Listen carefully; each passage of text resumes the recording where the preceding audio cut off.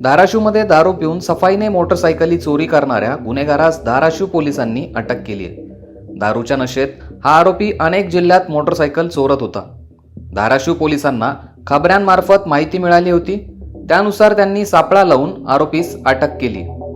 आरोपीच्या घरी छापा टाकला असता अनेक मोटरसायकली आढळून आल्या. या मोटरसायकली जप्त करण्यात आल्या आहेत. या सर्व मोटरसायकलच्या मूळ मालकांचा आणि कुठल्या ठाण्याच्या हद्दीतून चोरल्या याचा पोलिसांकडून शोध सुरू आहे. ही कारवाई जिल्ह्याचे पोलीस अधीक्षक अतुल कुलकर्णी यांच्या मार्गदर्शनाखाली गुन्हे शाखेचे पोलीस निरीक्षक वासुदेव मोरे यांच्या पथकाने केली.